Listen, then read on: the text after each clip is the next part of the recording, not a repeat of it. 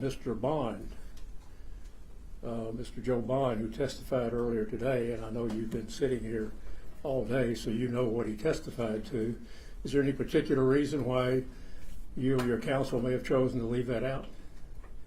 Objection to any counsel, any question about it, any conversation. Okay, can you? Not asking for a communication, just asking for a reason. It doesn't matter. It's a communication you're asking about. Will you take the when microphone from him, please? He has it right there behind you. I think the question calls for her to reveal communications with her counsel if you're asking her what her counsel was thinking. A communication strategy, that's inappropriate.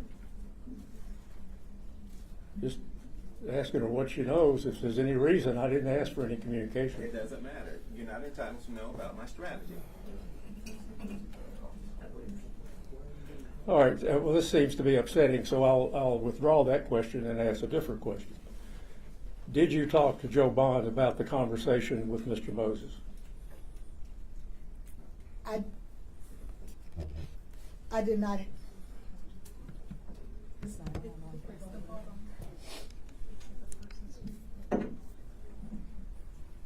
I did not have a conversation to talk with Mr. Bond about. So you deny that his testimony is true in any respect? I don't. Joe Bond said a lot. I don't know if it's. I don't know. You don't know? I mean, he said a lot of things. Yes, he did. But among others, he said that you told him that you were bluffing when you asked for $500,000. I never asked for $500,000. Okay, but my question was, did you discuss that with Mr. Bond? I never asked for $500,000 to discuss with Mr. Bond. Okay, that's not my question. Did you discuss this with Mr. Bond or not? I did not have a conversation to discuss with Mr. Bond. Did you communicate with him by other means, such as email or text? He emails and texts me quite often. Did he Until email? I blocked him. Did he email or text you about the $500,000? I did not have a conversation about $500,000. That was not my question. My question is, did you have an email or a text with Mr. Bond about $500,000? I have never emailed or texted Mr. Bond that I had a conversation about $500,000. So are you denying that you had such a conversation or that you simply don't remember it? I never had a conversation. Hold on, that is an objection. What's the objection? It's been answered here numerous times.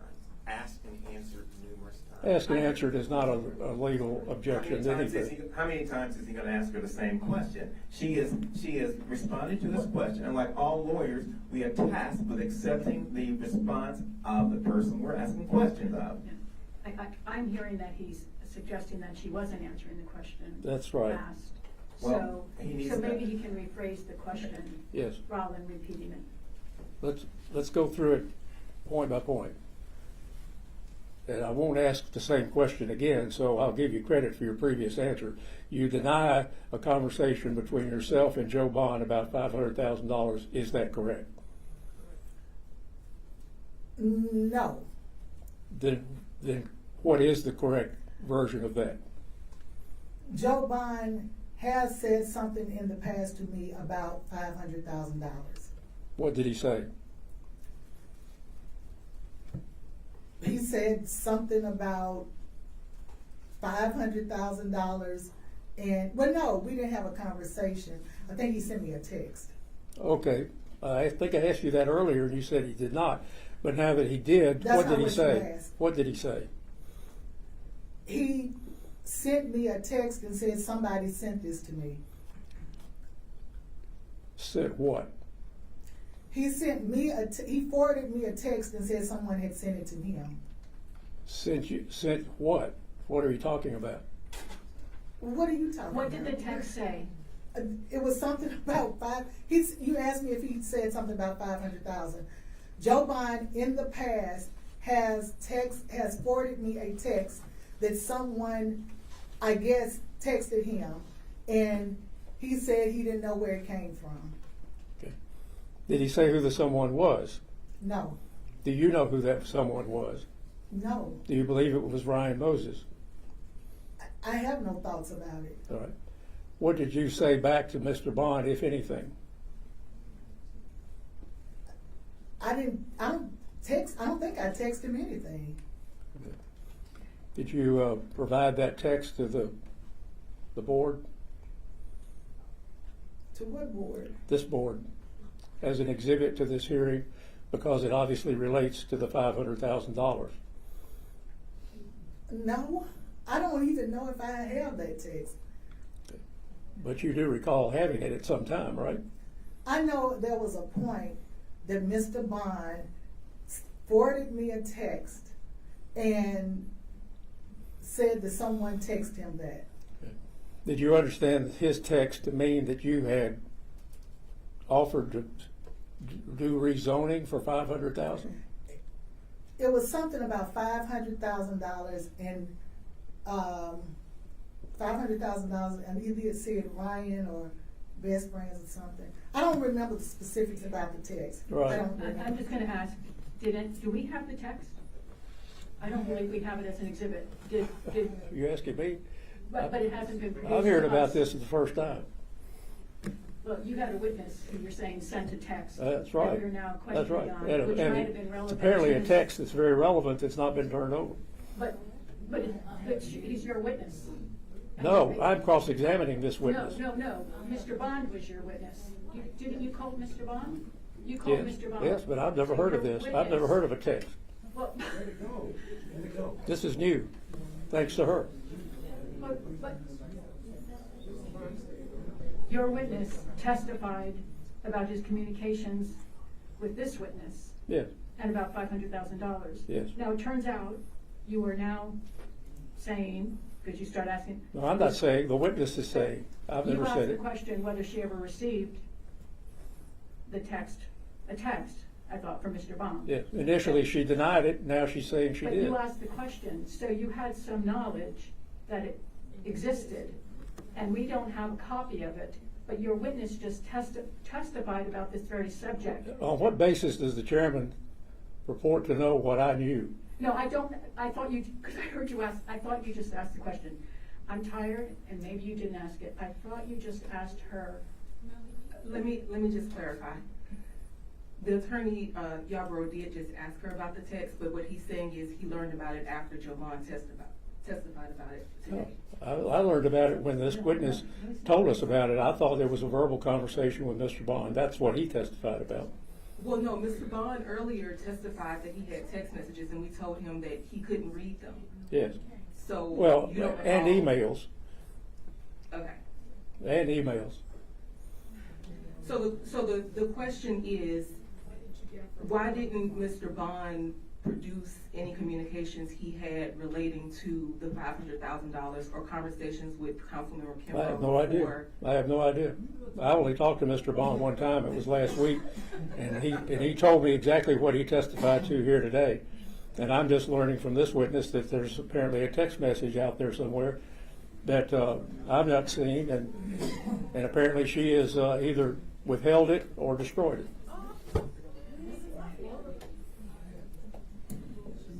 I think, so for purposes of this, we can't look at your text message because it wasn't produced a week before the hearing date as requested. All parties were told they need to submit evidence a week before the hearing date.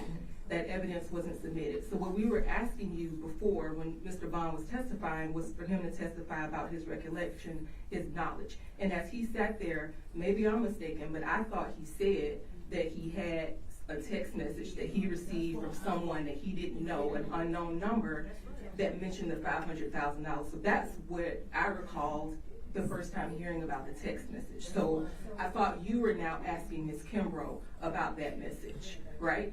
Not that message. I don't know. I've never seen that message.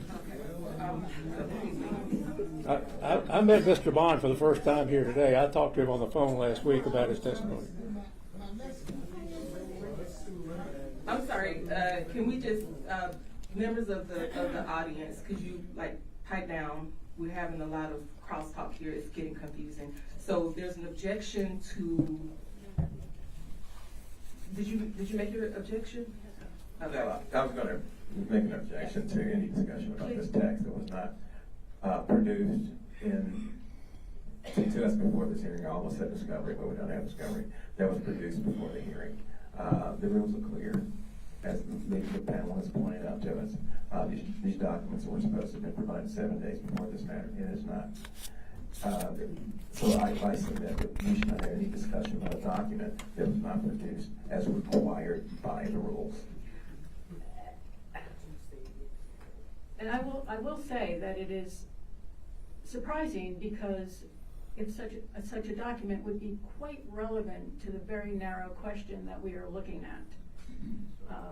We have an exhibit that was produced by the complainant of Mr. Braun's statement to the news media. He testified, and if there was a contemporaneous text message relating to the 500,000, it just seems like highly relevant, and it should have been provided 7 days before the hearing. But certainly he can question the witness about her recollection. That's fine. And she's responded. Okay, well, let him continue in that vein. But there's no. But my concern is that he is trying to get information from a document before the body that should have been produced, which was not produced. And that's troublesome. We are quite aware that there was a document that was highly relevant to our challenging situation, and it was not produced. And let me point out, if I may, Yeah. the parties are required to produce. She is a party, and she's saying that the text message was to her, so she had possession of it. Mr. Bond is simply a witness. He is not required to produce anything, and I'm not his lawyer. I don't have the ability to require him to do anything. So I understand that. It's just in the universe of documents that might exist to prove your case, one would think that it could have been collected and produced, but you make a good point. He can't get the document through this witness. She has testified she doesn't recall a lot on it. He won't be able to get the document through it. He couldn't produce the document. We didn't allow Mr. Bond to present the document which hadn't been produced. We have that covered. He certainly can ask this witness about her recollection of it and see what she recalls. Well, I submit that he's asked Ms. Kimbrough that question. She's responded. He did not get the response that he wanted. That happens to lawyers. And we should move on to the next question. I think that there likely will be board members who are interested in everything that that Councilmember Kimbrough recalls about conversation around this number, which brought us here today. I think we need as much information as we can get. We are trying to be very fair in terms of evidence, but I don't think we can cut him off from asking her recollection of communication she had subsequent to the 3-minute cell phone conversation with anyone that involved the number 500,000. I think that's information the board likely would be interested in hearing. I understand that, but he can't keep asking the same question over and over and over, and that's what he's doing. Okay, well, he actually rephrased it at the end when she said yes. She started saying yes. There was a text with that number in it. So I think with your objections, and I'll ask him to rephrase. Let's see where this this cross-examination goes. thank you. Ms. Kimbrough, did Mr. Bond accuse you of demanding $500,000 from Mr. Moses? No, At no time. no. Did you see at some point, either in the media or by some other means, that Mr. Bond was saying that he had that communication with you, that he asked you about the $500,000? Yes. What did you do when you saw that?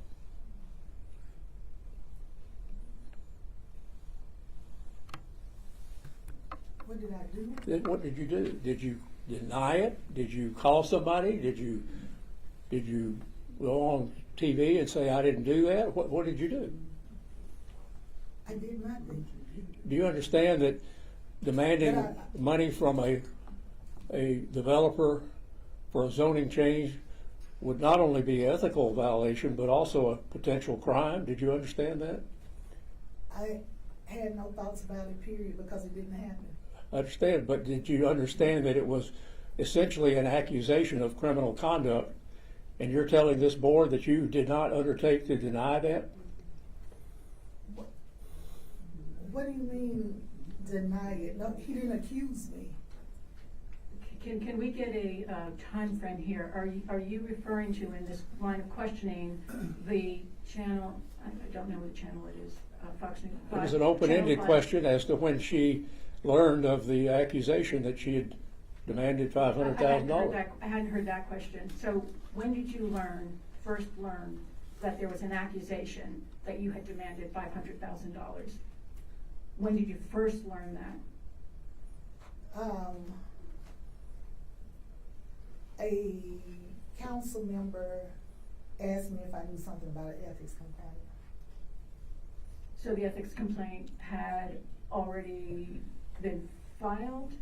Yes, Okay, so we're talking August. yes. Okay, and that's when you first learned that there was such an accusation. And at that point, Oh, an ethical violation? right. Yes, ma'am. And did you see Mr. Bond's interview on Channel 5 prior to learning of the ethics complaint being filed, or subsequent? Afterward. Afterwards. So Yes. So the first time you knew there was an accusation against you, it was when a council member told you there was a complaint, an ethics The complaint. council member asked me if I knew something about an ethics complaint against me. Okay, and you hadn't, I had not. so then you, okay, and then you saw the, I checked my email. and then you received a copy? Yes, ma'am. Okay, and that's when you first learned you were being accused of Yes, ma'am. this 3-minute phone call, that it had been illegal conduct on your part, unethical conduct. They had demanded $500,000.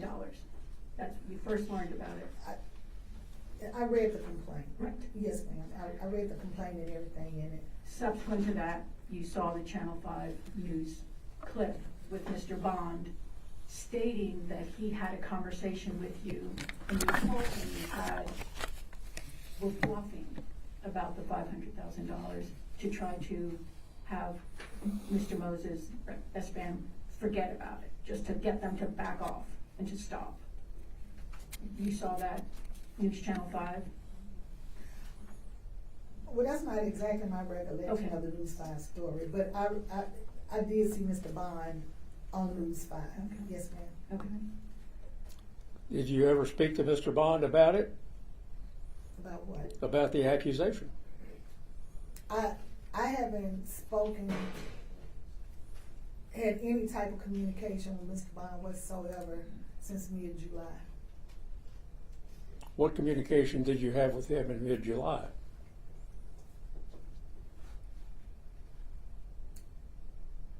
He accused me of not knowing what I was talking about regarding the Jolton Little League team going to the World Series.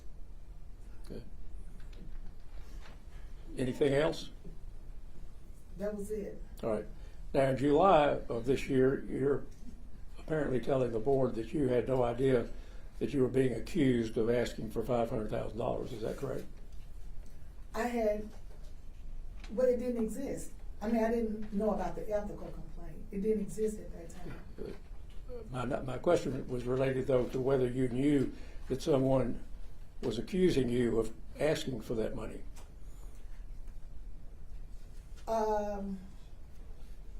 Did I know someone was accusing? Yes, either Mr. Moses or Mr. Bond, by the question that I referred to earlier. Before mid-July? Yes. I had received a text from Mr. Bond before mid-July. And that's the text that we went over earlier that asked you something about $500,000 demand. Is that it? No, it didn't ask me anything. It didn't. No. Have you been completely forthcoming with the board about the contents of that text? With you, I've been completely forthcoming with you, yes. Okay. Everything you've asked, I've answered. You just don't remember anything more about that text? I told you exactly, I answered your questions. Okay, since you don't remember, isn't it possible that Mr. Bond's testimony is true, that you told him that you did make that statement, but that you were bluffing?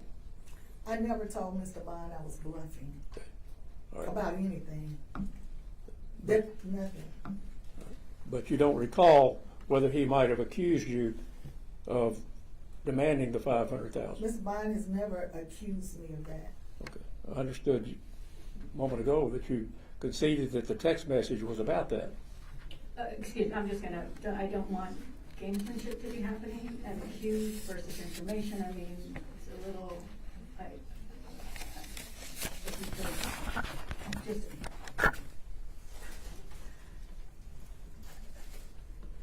she's answered the accused. She said he's never accused her of anything, so it's the text message. We don't have the content of the text message.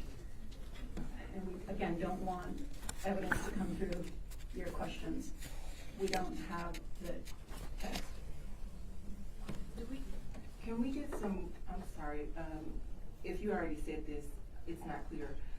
What do you recall the text message from Mr. Bond saying about the $500,000?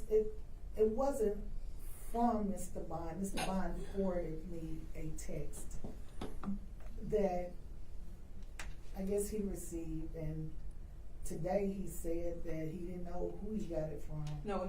What do you recall the text that he forwarded to you saying? It mentioned $500,000, and it mentioned either Best Friends or Ryan Moses. That's all you remember about That's what all he I forwarded? That's all I remember about that. And that's in July, or before July? I don't know when. I can't tell you when it was. And going back to my earlier question, when you got that, your testimony is you didn't deny the truth of that. Wait, excuse me. Again, I want these questions to be clear and not to be putting words in the witness's mouth. This is cross-examination. No, yes, but still, I'm just telling you how we're hearing it. You just implied that the text message said he was accusing her of demanding $500,000. That is not evidence before this board. You had a witness. He didn't say that. He said he sent text messages. The text messages could have said, hey, with $500,000, do it. We're trying to move this along. So Maybe, I'm saying it's speculation. well, But I don't. if the chairperson wants to testify, I guess we could put you on. I'm not, but I don't want the questions to go so far off the record that we have. We are trying to focus on the evidence. I'm trying to that's presented cross-examine to the us. key witness in the case, Yes. and I'm being constantly interrupted. Well, it's the nature of this board. Is it really? I'm saying, I heard your suggestion, your question implied the content of a text message that we do not have before us as an exhibit. If it were before us as an exhibit, your question would have been fabulous, fine, and proper cross-examination. But this is challenging for this board. We are trying to figure out the facts and what is before us and what is not. Clearly, there are different impressions of things. I'd like to make sure the information, all of the testimony, including cross-examination, is based on evidence and memory. She said that she had actually said to you, her testimony was, Mr. Bond never accused her of anything. So that's why I'm striking your question that asked her what Mr. Bond's accusation said, or whatever the question was. We don't have a stenographer here. So can you continue with the cross? You recall Mr. Davis testifying earlier today that at the August meeting, which I guess was that the barbecue, August? Please, ma'am, was it? Was what? Was the August meeting, was that the barbecue at Mr. Bond's house? What do you mean August meeting? Pardon? Did you go to the fish fry at Mr. Bond's house? No. Okay. Did you have any meetings about this matter after July of this year? About what matter? The matter that we're here today on, the zoning change, the Ashland City Highway and Briley Parkway. The last meeting I had on that was March 27th. March 27th. Yes. So when Mr. Davis testified earlier that there was $250,000 mentioned with respect to the community benefit fund, that was news to you? Yes.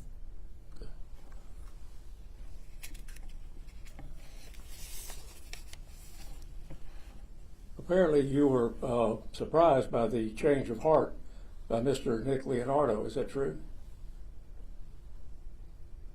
What do you mean? Well, first he opposed the zoning change, then he said he was for it. Isn't that right? And that surprised you, didn't it? It just was what it was. Yes. And I think your direct testimony sort of inferred that he'd been paid by Mr. Moses. Is that what you said? Oh, no, he said that. He said that. Yes. Okay. Yeah. And are you suggesting that Mr. Leonardo changed his mind just because he was paid? I mean, I'm just saying, I'm not suggesting anything. I'm just saying he was against it, then he was for it. Yeah. Now, you've been in the council a few years. You understand, do you not, Ms. Kimbrough, that the opinions of local people can change on zoning changes once they're better informed about the nature of the change. Would you agree with that? I know people change their opinions and minds in Yes. general in life. And a lot of zoning changes that take place, particularly when developers are involved, revolve around improvements, infrastructure, and providing sidewalks and all that type of thing, and they make it better so that it gains approval. Is that right?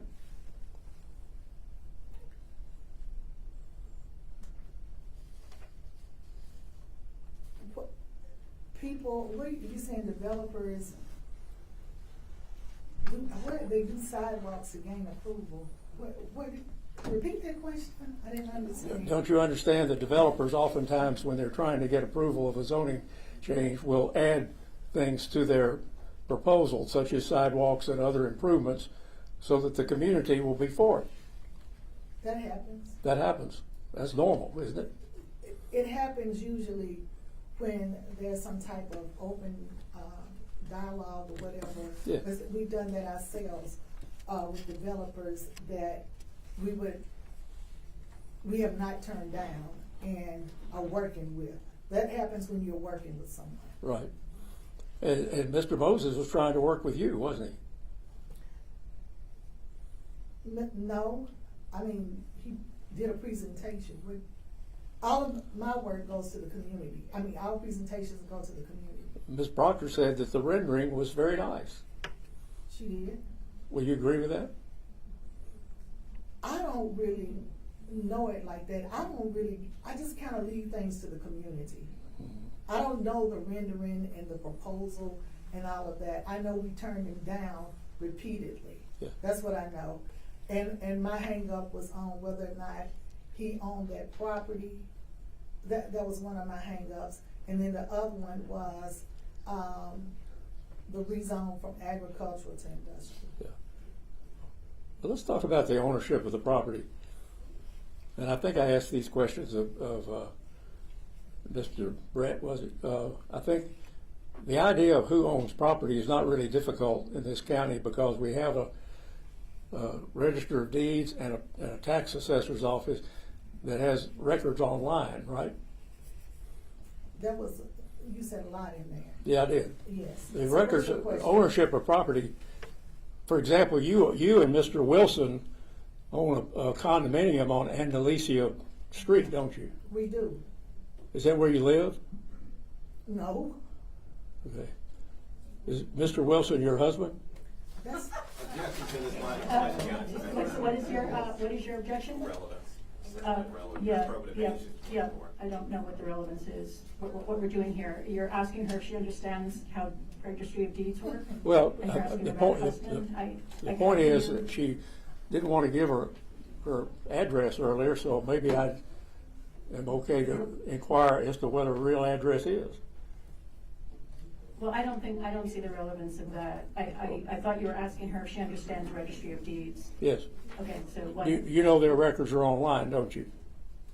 I do know that, Yeah. usually, yes, I know that they have records online, but when I'm checking online regarding property, I go to the, property assessor. Property assessor, I'll go to same registry. thing. You just plug in a name and the list comes down, right? I don't know if it's the same thing, I go to the property assessor. Yeah. I mean, you said you were the editor of the Law Review. You know how to conduct a property search, don't you? When I'm looking to see who owns property, I go to the property assessor's Okay. site. Ms. Kimbrough, is it because you just had some personal animosity toward Mr. Moses? Is that what's happened here? I gave Mr. Moses 3 meetings. That's not a denial. No, I don't have any personal animosity with Mr. Moses. He's kind of like a kid. No. He's a what? I was like, he's so much, he's a kid to me. I don't have any personal animosity. Well, didn't you call the church where he's buying the property next to his and tell them to please don't sell? I called the church and asked him if he owned the property, Yeah. if they had sold their property. Mr. Lockhart? Yes. Yes. But didn't you also tell him please don't sell? To who? I To just Mr. asked him if Moses. Mr. Moses said he owned the property. Yeah, but didn't you try to block that? No. He said he owned the property. You didn't want him to sell it to him because that would give him the left turn that he needed to build on that property. Is that right? No, that's not right. That's not right. Okay. Now, on your direct examination, you said multiple times, and I wrote it down, I hope it's right. I don't recall him, Mr. Moses, saying 500,000. Did I write it down correctly? Correct. And later on you said, I don't recall him saying a number. Did you also say that? No, well, I don't know if I said that, but I do recall him saying I can go higher than the 150. Right.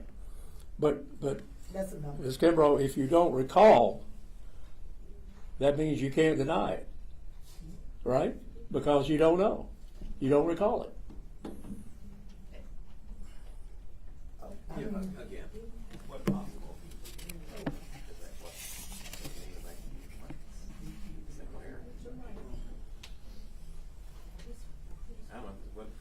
How does that prove that? I mean, it's just I'm sorry. Thank you. Again, another objection to the relevance of that question.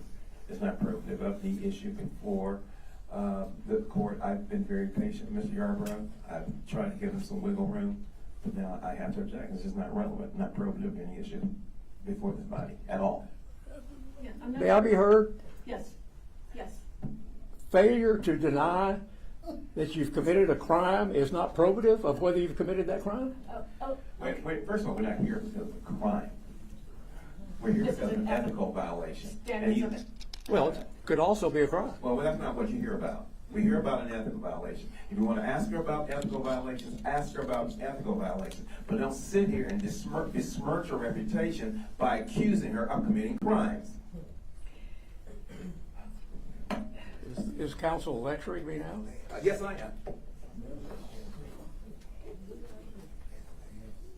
It's been a long day, Madam It's been a long Chairman. day. It's been a long day. No lunch, no breaks, except for little short water breaks.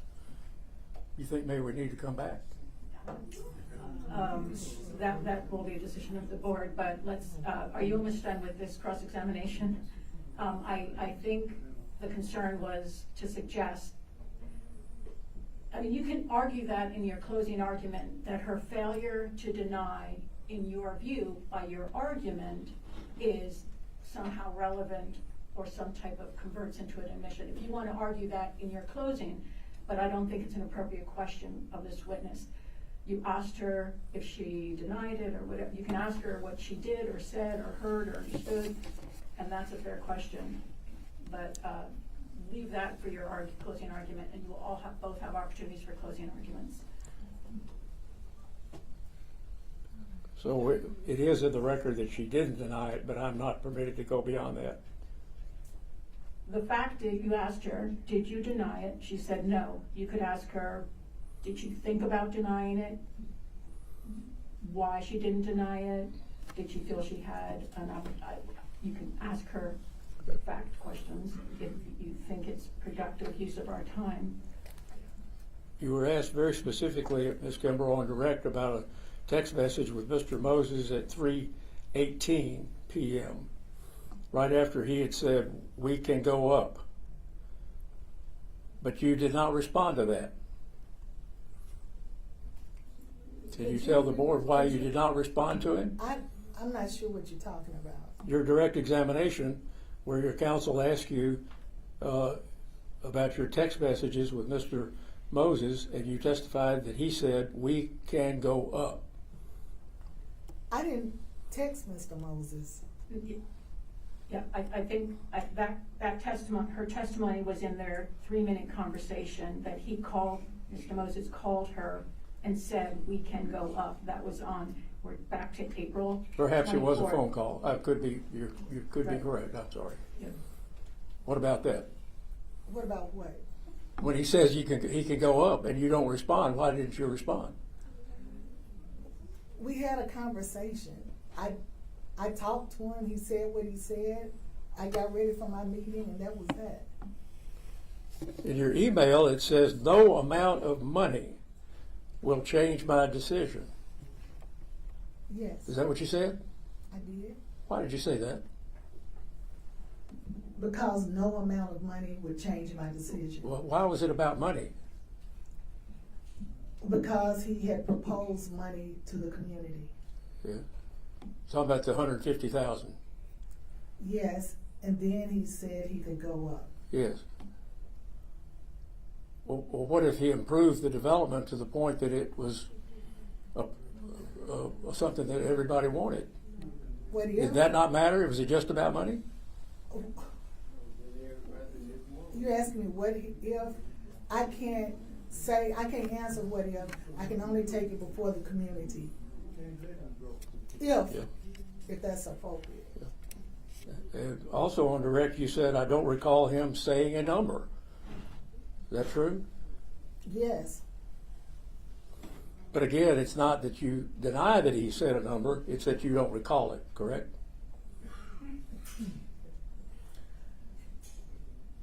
I never heard him say a number. And you said something was fishy. What was fishy? In what context did I say that? On direct examination and answer your counsel's question, you said something was fishy. Well, then something was fishy. I don't remember. I don't even know what you're talking about. What was the context of that testimony? Because it wasn't, I don't believe Yeah, it was. it was right after saying, "I don't recall him saying a number." What? I What don't was recall him fishy? saying- I don't know what you're talking about.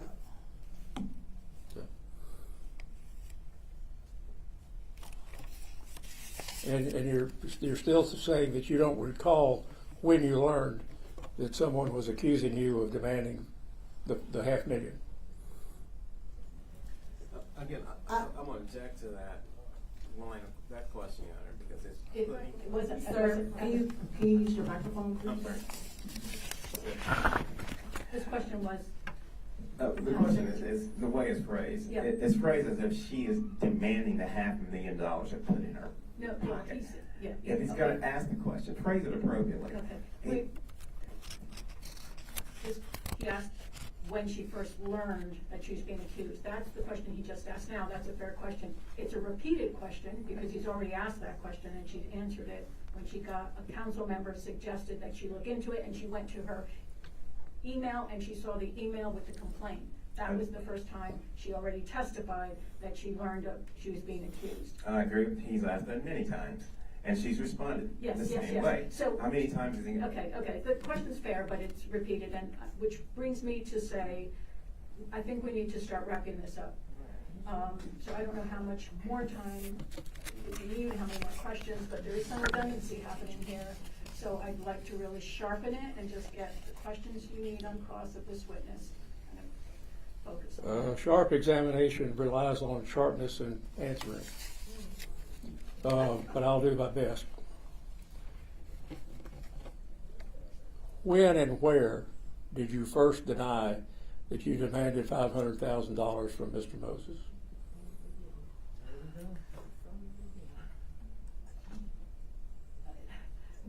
The only place I know where I was accused of demanding is in his ethical complaint.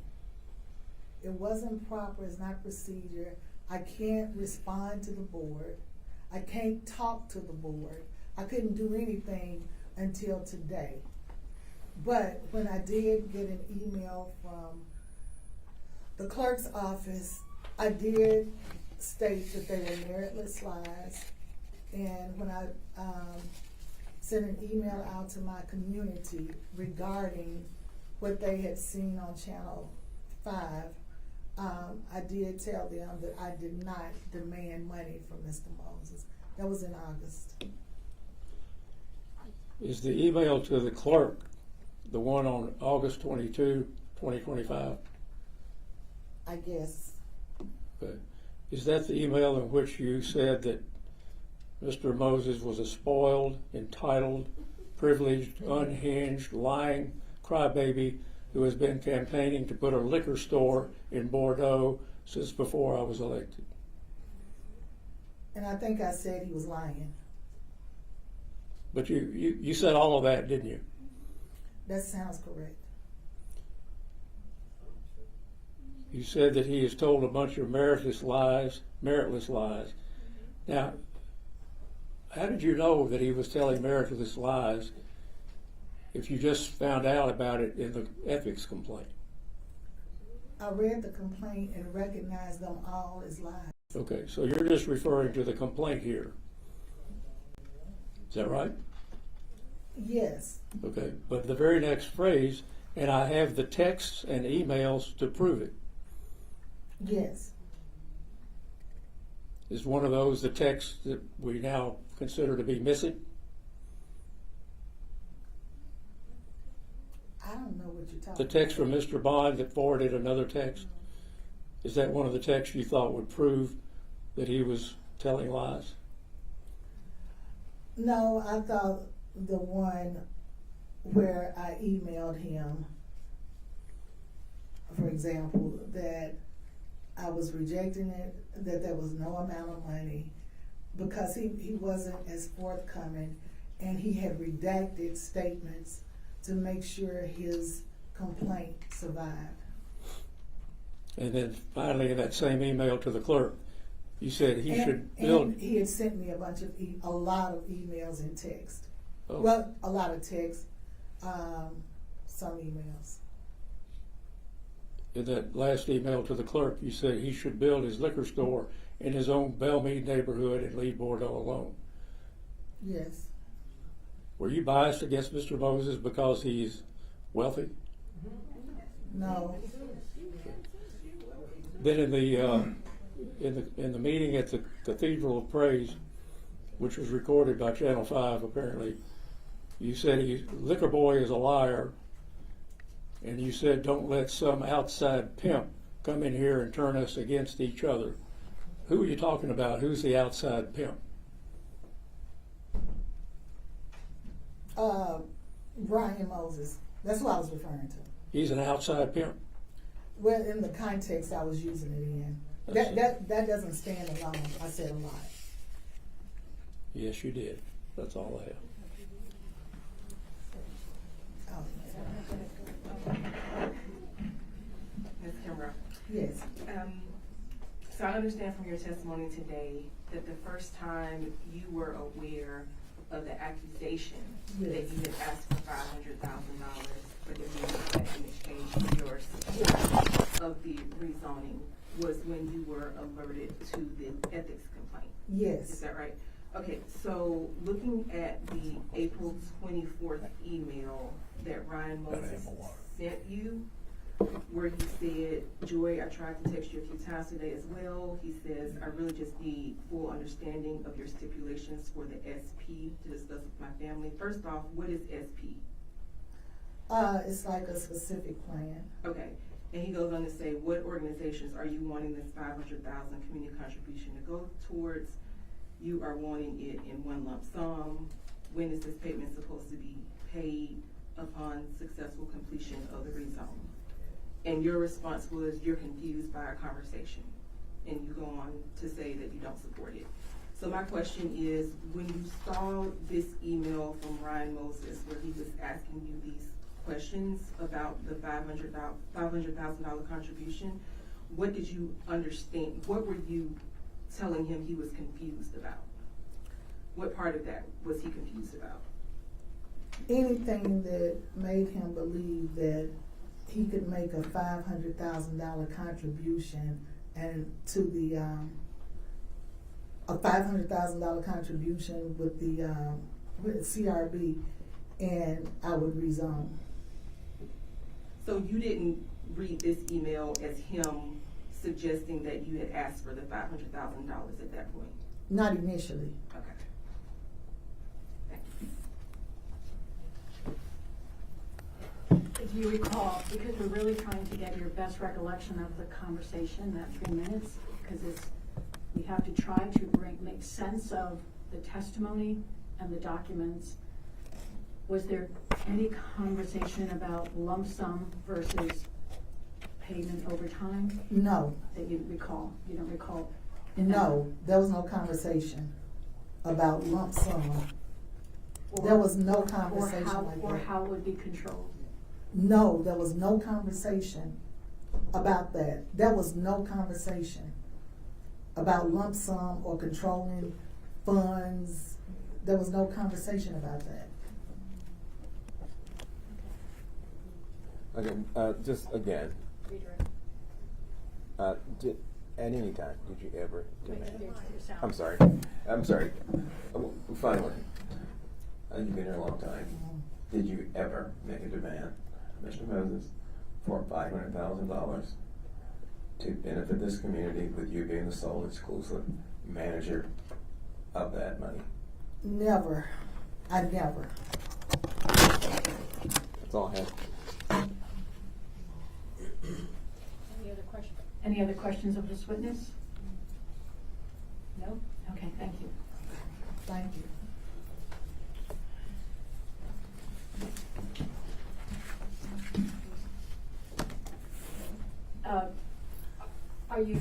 Is that your case in chief? Are you resting? Yes, that's our case. And do you have a rebuttal case? I need a 5-minute recess to discuss that with my client. Okay, yes, 5 minutes.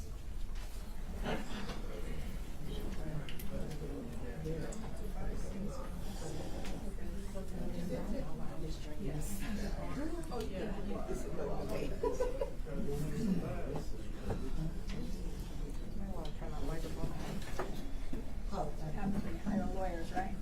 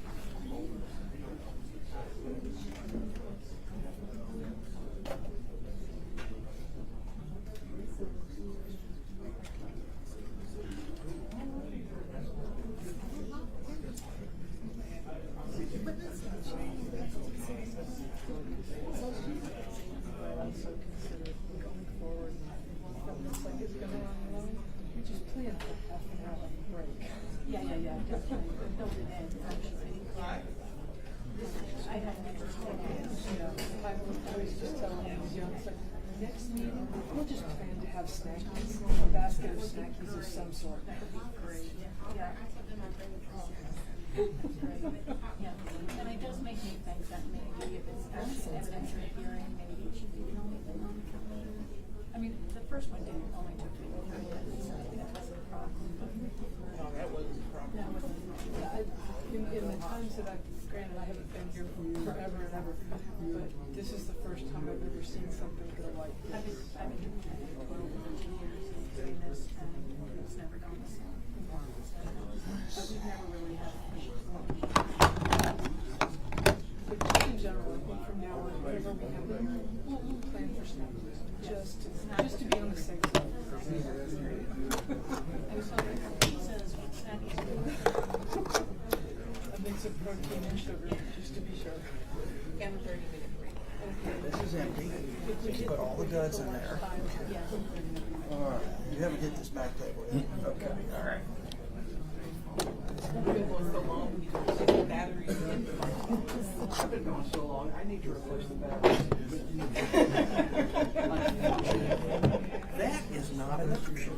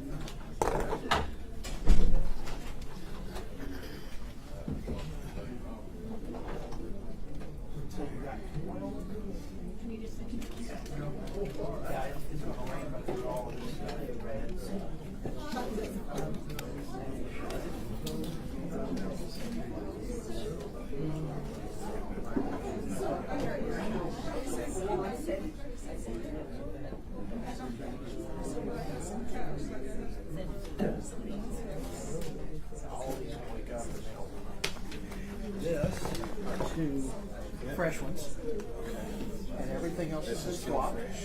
Everything else has been swapped. And then,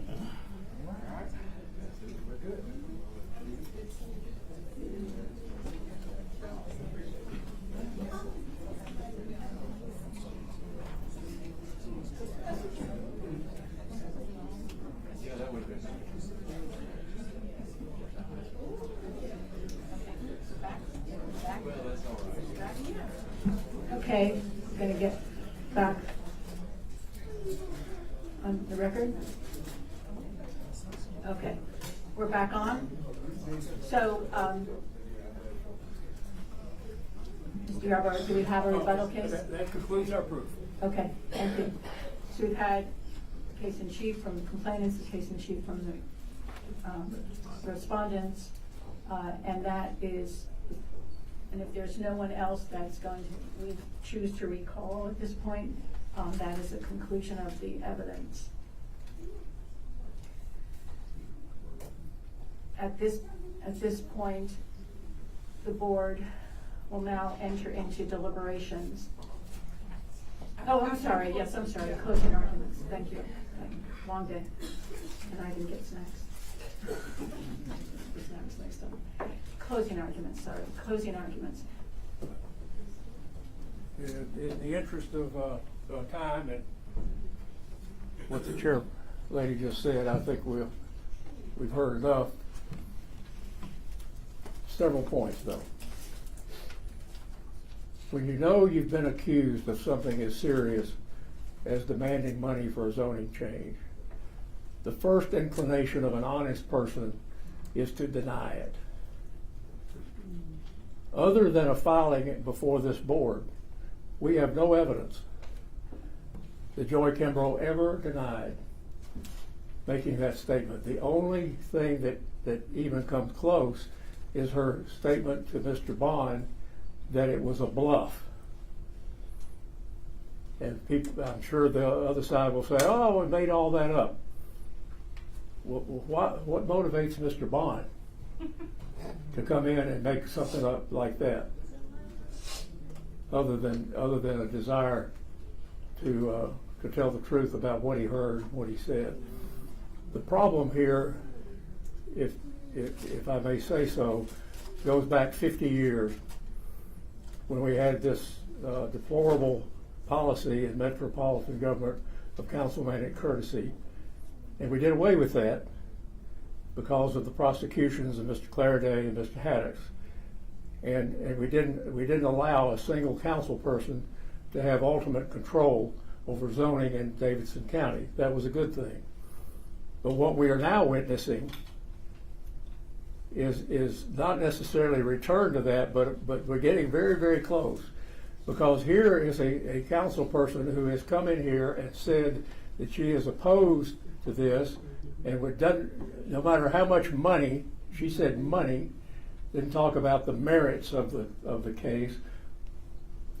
No amount of money is going to make me vote for it. Well, what does that suggest? She thinks of it in terms of money. And the only way that the demand of money on her part is going to have traction is if the zoning change is blocked. And that's what she effectively did. She blocked it, even though we've heard ample testimony that many people in the community favored it. That it was a development that had I believe Ms. Proctor said, a nice rendering, which means a nice building. That it's going to add value to that particular piece of property in the district, which is currently undeveloped land, apparently. That it has potential to bring some new employees, and apparently all the employees from Cockrell Bend and Laverne, according to the testimony, and that's several hundred. But 30 or 40 new employees into the district. Why wouldn't a competent and honest council person be in favor of that? Unless it is to extort money. What is the or possible bias, which I think we've seen ample evidence of that. But what is the purpose of standing in the way of a building that has a lot of attraction to it, an improvement in the overall look of that intersection, and not in the minds of Ms. Proctor, of course, and maybe me either, because I live in the woods too. But the point is that the testimony in this case is ample for the board to find that by a preponderance of the evidence that an extortion was mentioned by this council person. And it's especially true when she says in her own sworn testimony that she doesn't recall certain important aspects of her conversation with Mr. Moses.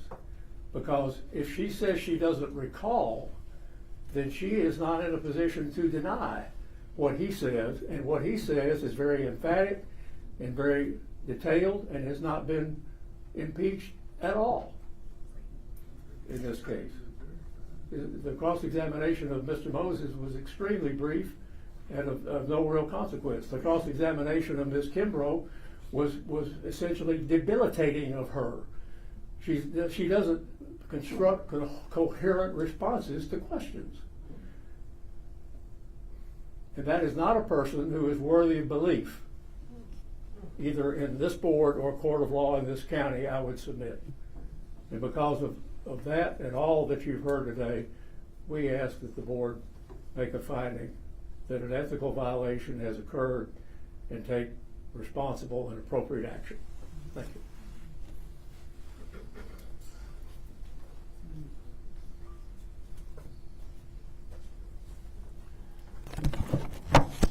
First of all, I'd like to thank the panel for your attention. It's been a long day, and a long day for all of us.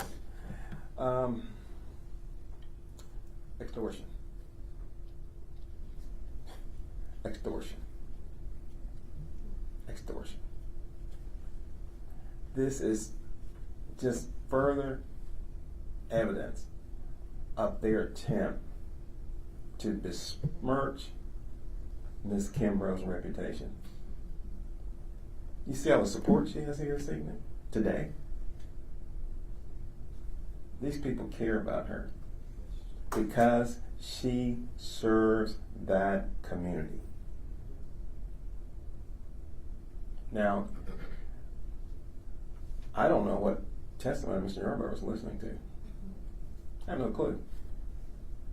It is clear, crystal clear, that the members of that community did not want that zoning change to occur. Mr. Moses had numerous opportunities before Ms. Kimbrough was elected as the council person from that district and afterwards.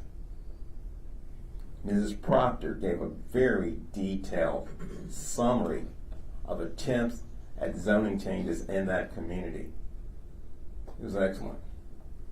And she stated unequivocally that the community did not want. But really, your task today is to determine one fact, and that's whether or not Mr. Moses' claim and his complaint are true. I submit to you that they're nothing but a pack of lies. He had a litany of lies that he's told you. Let's just take a look at it. One, he told the community at that meeting that he owned the property. Lie. That did not happen. And then one thing about lawyers is that they're really good at spinning things. You know, Mr. Yarborough said, knowing that he had lied, Mr. Moses tried to smoke her out. Come on. That's not credible. That's not believable. Not one iota. That he simply lied. Why did he lie? Because he tried to create this notion that if you don't let me have this zoning change, look at what's going to happen to this community. We know this, the history that Bordeaux has with dumps and the way that community has been dumped on over the years for a number of sociological reasons. They understand that, they live in that community, and he knows that they are sensitive about that. That's the one reason he tried to create that sense of fear with the community by telling that lie in order to affect the zoning legislation. He lied when he said that he was scheduled to go first in that March 27th meeting. That didn't happen. He lied when he stated that he ceased further communication or attempts of communication with Mrs. Kimbrough. That didn't happen. Even in the phone call where he says that Ms. Kimbrough called and made that request, that was a lie. He called her. I submit to you, he has not one scintilla, you know, lawyers like that word, one scintilla of credibility and should not be believed. He lied when he said that the reason that the property did not show him as an owner is because the website hadn't been updated.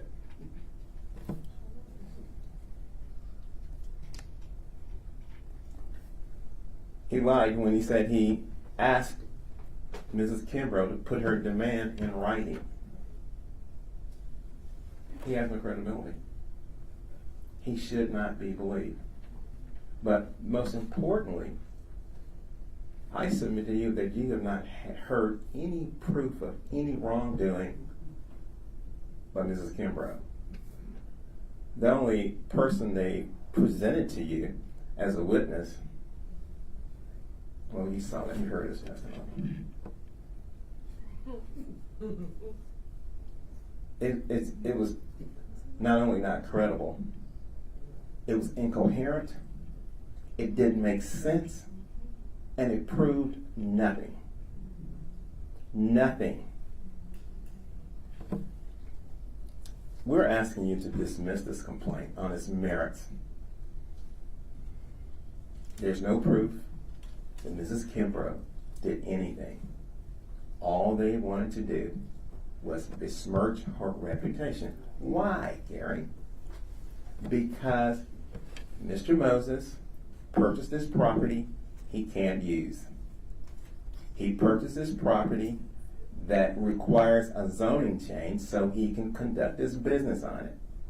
That cannot, it has not happened.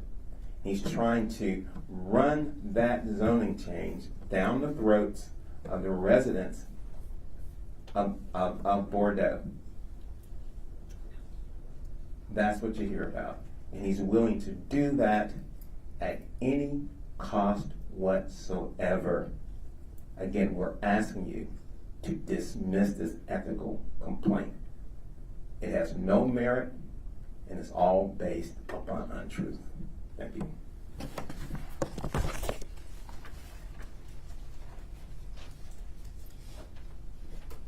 Okay, we've had the evidence presented, and we've had closing arguments.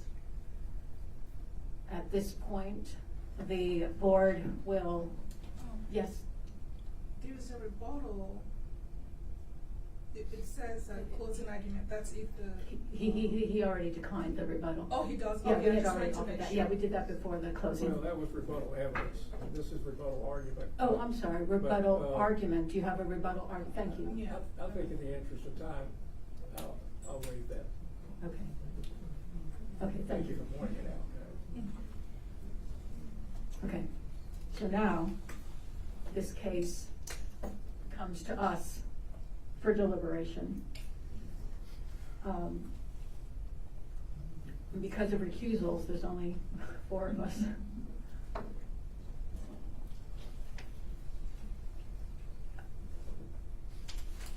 It obviously is a challenging case because it comes down to a 3-minute call for which there's no recording, so we're based on what one person said and understood, what the other person said and understood, and memories. It makes it challenging. So we have to find facts, because that's the fact we have to find. Did Councilmember Kimbrough demand $500,000 immediately, lump sum, that she would control? That's the fact question we have to find. And the way we do that, I suppose, and then we can discuss the other ideas, is through thinking about the evidence, the testimony, assessing the larger context. We certainly have the history of this company's attempt to get this project on its feet, to build this project, to get the rezoning so that they can build their warehouse and headquarters. We have a lot of information that spans almost 2 years, even predating the council member's election to the council. And we have to somehow glean from the evidence while assessing issues of credibility and the surrounding circumstances and the testimony to come to our best assessment and judgment as to what we believe has been established by a preponderance of the evidence on that fact. So, anyone want to start?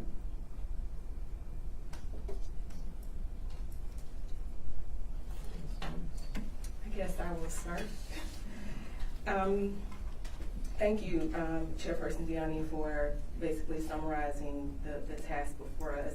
I agree that it comes down to credibility, whether we believe Mr. Moses' versions of the April 24th 3-minute phone call or Councilmember Kimbrough's.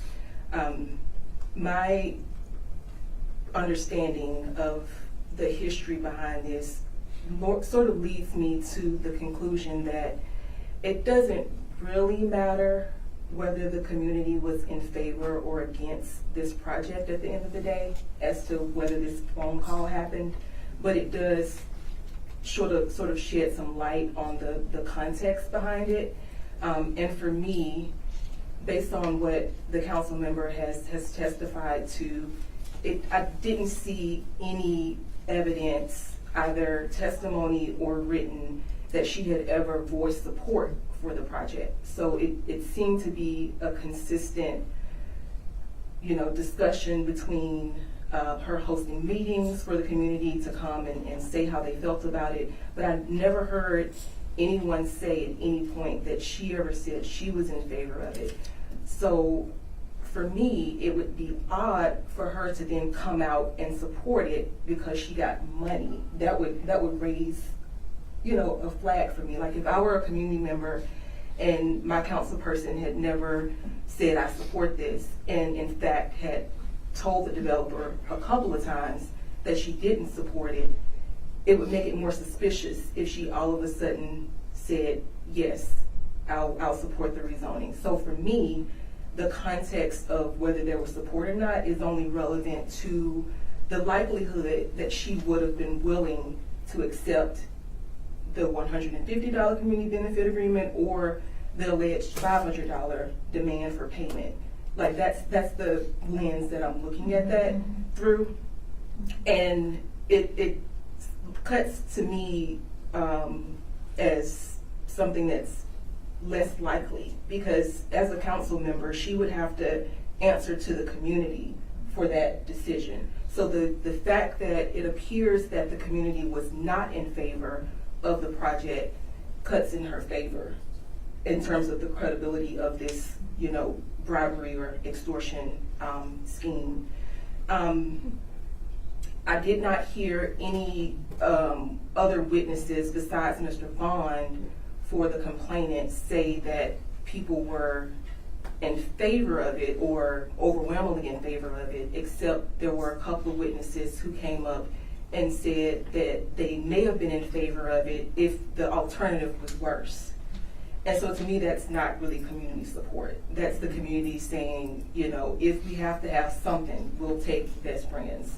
But that's not the same thing as supporting the Best Brands proposal. So that's also how I viewed the testimony about whether the community members were in favor of the Best Brand proposal. And then the fact that Mr. Moses has acknowledged several misrepresentations throughout the record, as council laid out, I was also keeping a list. One, and this is not in any particular order, but he did represent that the April 24th call had been recorded when it in fact had not been recorded. He also represented that he already owned the church parcel that was necessary to be rezoned when he in fact does not and did not at that time own it. As you mentioned, he misrepresented that he was pushed to the end of the meeting in March, even though he initially was slotted to be last based on the text messages that we saw. And then we also got some indication from Mr. Moses that the March 27th meeting had been recorded, but the recording went missing when in fact he hadn't inquired about the recording, apparently, because there is a recording. And then we also have the fact that he says he ceased communications with Ms. Kimbrough after she didn't respond to his April 25th email, I believe, but there were additional text messages and phone calls. Oh, and also the April 24th call where he said that she called him when the record shows that he called her. So all of those things to me raise questions and doubts about his credibility. And so if we're making a judgment call, there's more reason to question his credibility than Ms. Kimbrough's in my mind. For me, I think that two things can exist at the same time. It has the 3-minute conversation on April 24th where it has been testified that Mr. Moses was speaking about being able to go higher. I think that without a definitive absolutely not, that the door was left open to interpret otherwise, but I'm still stuck on the fact that I don't see a definitive request for the $500,000. But I do see that two things can exist at the same time, that he truly believed that based off of that call, not a definitive no, that it was still open, where the response was really just saying, I can't make a decision whichever way it goes without consulting with the community first. So I think without that definitive no, that Mr. Moses could have interpreted it that way, but knowing and hearing that, I'm getting my names lost, Kimbroug, and the testimony that she's always consulted with her community before making a decision was her intent during that conversation. So I just don't see a definitive in that area as well. Yeah, pretty similarly, like, thank you all for taking the time, because it's been one thing we've heard a lot. But in the same kind of vein is that I've not also heard anything definitive, and in part was like, a recording was what I thought would maybe be produced in the process of today, which wasn't. So that would have been maybe the one definitive thing that we could have relied on. Yes. Well, I can kind of concur with the other board members, and Ms. Young's list is exactly the list I had. I was truly bothered, I will say, by a text message, an email, written email, or no, a text message saying that you had listened to it twice, that Mr. Moses had listened to it twice, so he knew exactly what was stated, and that he and his uncle listened to it repeatedly, several times. That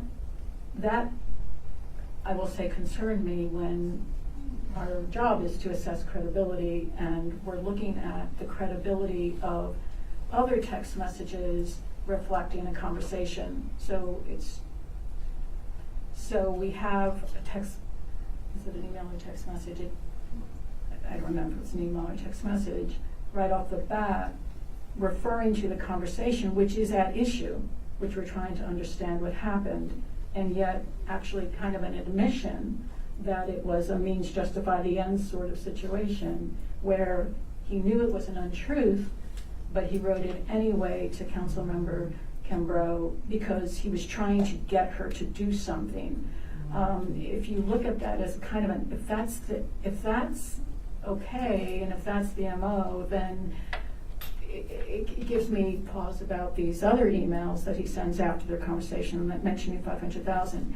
I mean, it's odd because I am struggling with those text messages that looked very specific when he said, but you know, what charities, what timeline after the rezoning. So it's really unclear, but I agree actually with Ms. Butler that two things can be true, and there could have been a true belief that when he, because we're talking, I think 7 months later, we're talking about a 3-minute cell phone 6 or 7 months ago. And it's understandable that memories would fade, particularly if it was just another one of these conversations. There was nothing big to remember. It was in keeping with this course, this work that the council member had been doing for a year at that point almost. So I do think that whatever was said in those 3 minutes, it likely might have, Mr. Moses, with his state of mind frame, might have believed it was an opening, and he wanted to jump on it and pursue it. That kind of would explain the subsequent. But I find this really challenging, and I do think that, as Ms. Young delineated, I think probably several of us were delineating untruths, where there was an untruth stated to achieve an end. So we have to take it all, the totality of the whole thing, because we can't know, there is no tape. We can't know what was said in those 3 minutes. We have to put that conversation in the context of everything else we've just learned. And in that context, because the hard work of this council member kind of came through the evidence in terms of her caring about her constituents and that her constituents were kind of the guiding light. And I do think in community benefits, as I understand it, that it is, I think one of the witnesses said, it is a kind of three-way discussion between the developer who's trying to get support, the community, and the council member kind of facilitating that discussion and trying to figure out and come up with ideas. What could it be? What do you think this amount of money, that the developer proposing, it could go higher? I do think it's a bit of a three-way conversation, and that's kind of what I'm feeling we were seeing here.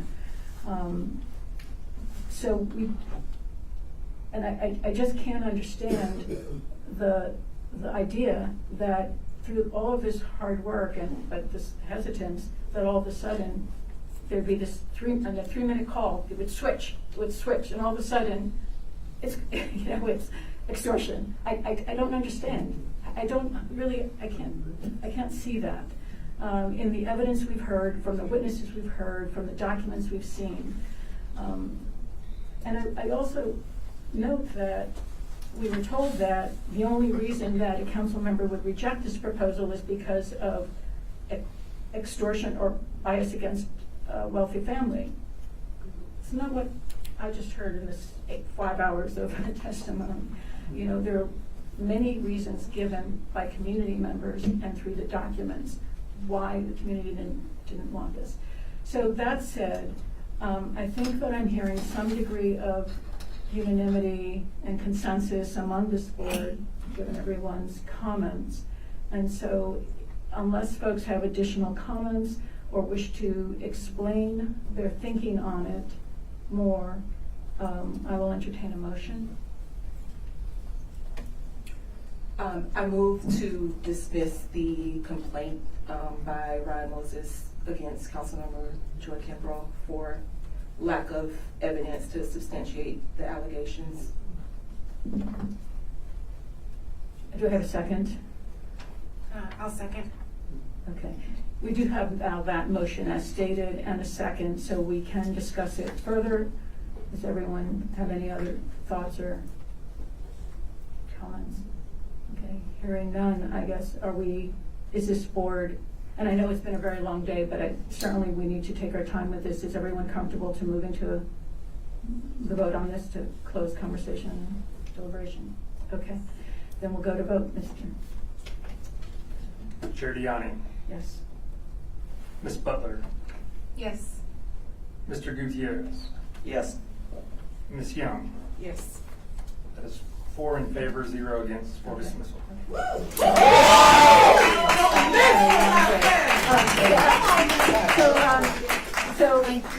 Everyone just sit down. So it's hard. This is a hard job for community members, and this is a hard job.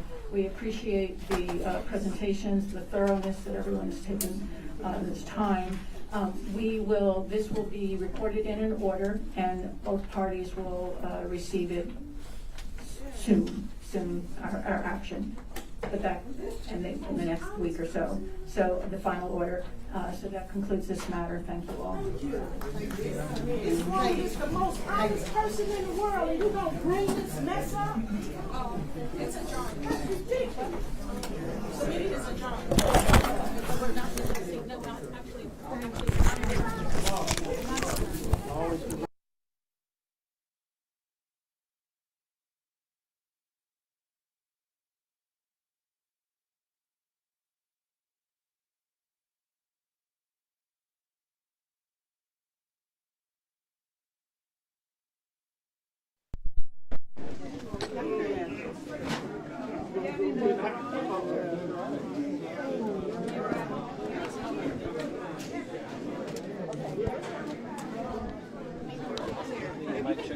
Mic check, 1, 2, 3.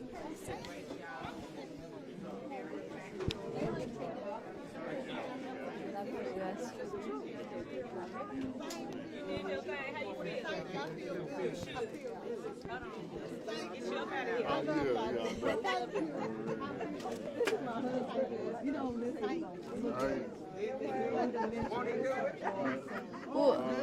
Pleased to meet you. Hey, Miss Kimbrough. Thank you. Thank you. Thank you.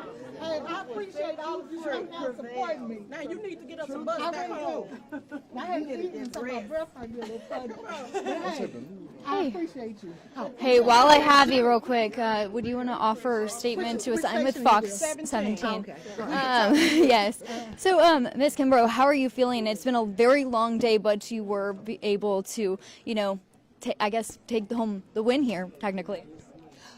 Right. Don't talk to Channel 5 right there. Turn around. Talk to you later. Excuse me. Turn your back to me. Come this way. Y'all come over here.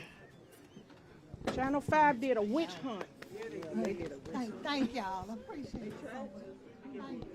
you. Okay, we're moving over here.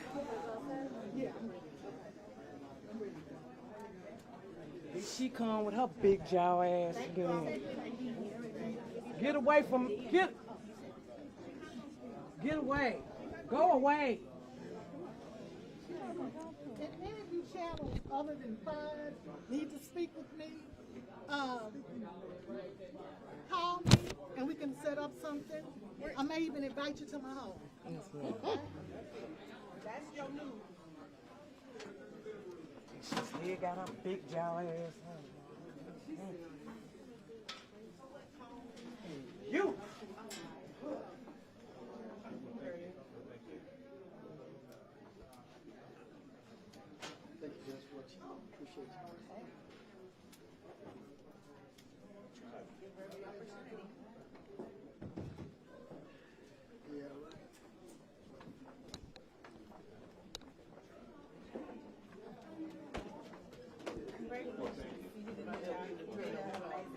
Amazing job.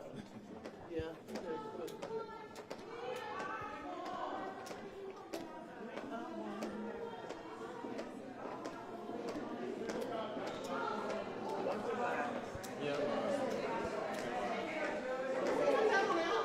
We came on the same level.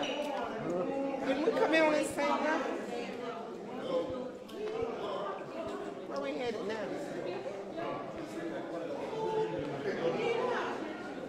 Okay, let's try to get the other. Actually, I'm going to grab it. See if she'll say something real quick.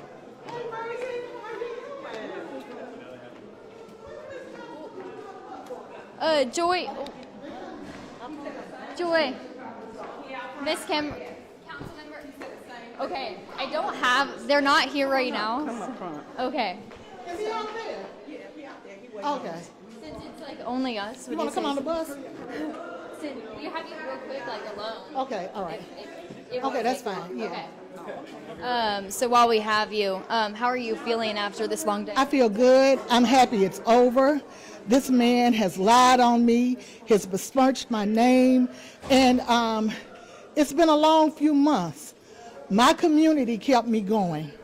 They kept me going because it was very hard to hear these things, especially when you work so hard. And I learned now people have no limits.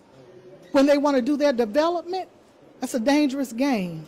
It's a dangerous game, but it's also taught me to be more careful. In the future, I want, like we've started where if I'm meeting with someone, I have someone there with me, because people will lie. They would just flat out lie. And I'm just happy this is over. Yes, and I know you said something already about all these people here that have been here since 9:30 this morning. This is love. This is love. And I love them back. Yeah, I love them. We are one. District 1. Yeah. All right, anything else that you would like to add? No, that's it. I'm tired. I'm just glad it's over. I haven't had anything to eat. I've had a couple of sips of water. I think I lost a little weight. Can you tell? But yeah, so I'm just happy it's over because this was a lot. It is really something when someone accuses you of something and you know you didn't do it, and you have to go through all of these steps to prove it, and people are looking at you like maybe you did do it, you know? It's just hard. I have a new understanding now. I have a new understanding for people who really, who are accused. I have a new appreciation and understanding for those accused. So, Thank you so much. Thank you so much.